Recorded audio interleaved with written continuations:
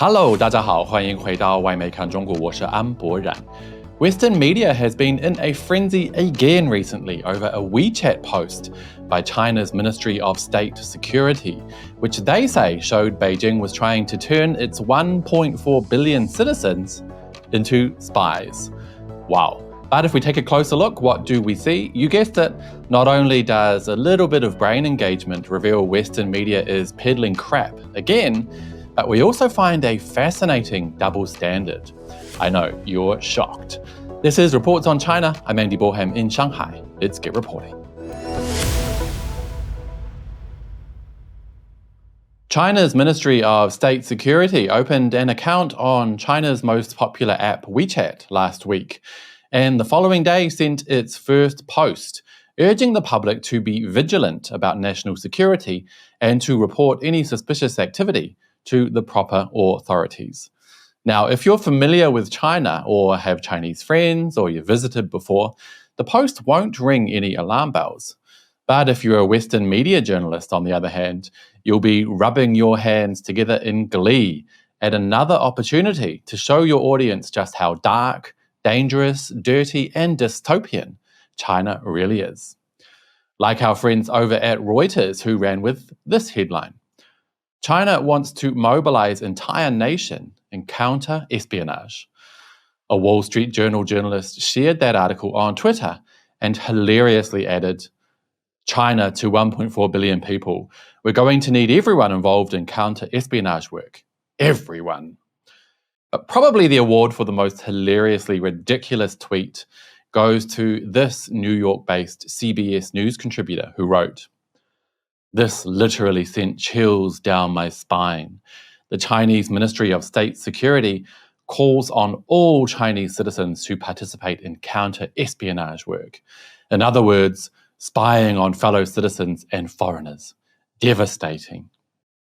Clearly, Isaac hasn't seen his own government's calls for citizens to help the authorities with their spying efforts. CNN's headline was similar. China spy agency's social media debut calls for all members of society to combat espionage. Their first paragraph reads, China's highly secretive civilian spy agency has launched a public account on a major social media platform to call on all members of society to join its fight against espionage, offering rewards and protection for those who provide information.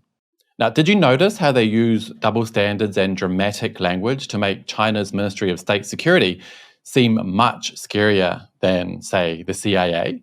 CNN wrote, China's highly secretive civilian spy agency, as if any intelligence agency in the entire world isn't secretive. Hilarious.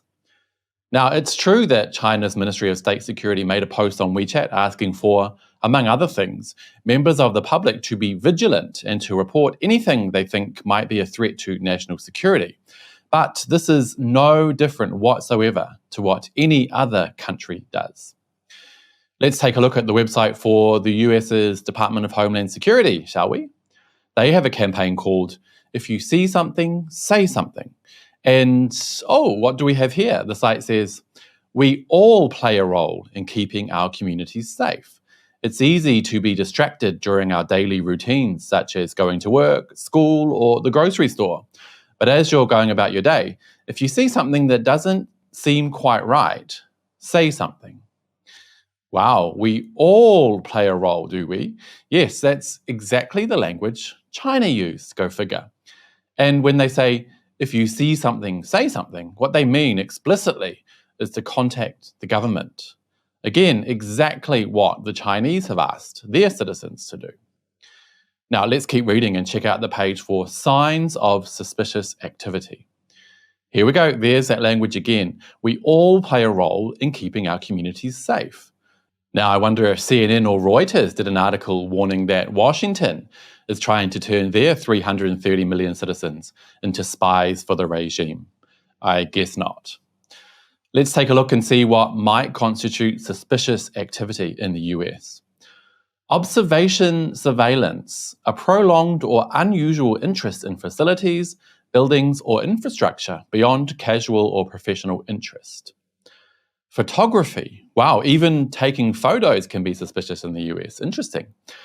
Taking pictures or videos of persons, facilities, buildings, or infrastructure in a covert manner, such as photos or video of security related equipment or personnel, in frequently used access points or structure of a building. Wow, check this out. Even learning a skill could be considered suspicious in America. Acquisition of expertise, gaining skills or knowledge on a specific topic, such as facility security, military tactics, or flying an aircraft. Wow, how draconian. One more, eliciting information, questioning personnel beyond mere curiosity about an event, facility, or operations. So, as you guys can see, and as you probably already knew, China's call for members of the public to be vigilant and to report anything they think might be suspicious is no different to what any other country does.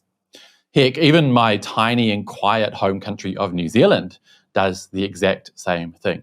Check this out. The New Zealand Security Intelligence Service, or perhaps I should use CNN's tactics and call them the highly secretive New Zealand Security Intelligence Service, has a webpage for members of the public to report information of national security concern. It reads, "You may contact us in confidence if you are concerned about the actions of an individual or group in relation to national security matters, such as violent extremism, terrorism, espionage, and interference, or wish to report suspicious activities." Wow, are you surprised? I'm not. So basically, as you can see, and as is the case with Western media reports on China, 99% of the time, reporters employ scaremongering, dramatics, double standards, and fundamental biases to turn very common and normal stories from China into terrifying totalitarian porn for their readers. Usually all it takes is just a little bit of digging or even a little bit of common sense to see right through it for what it really is, and that is anti-China propaganda.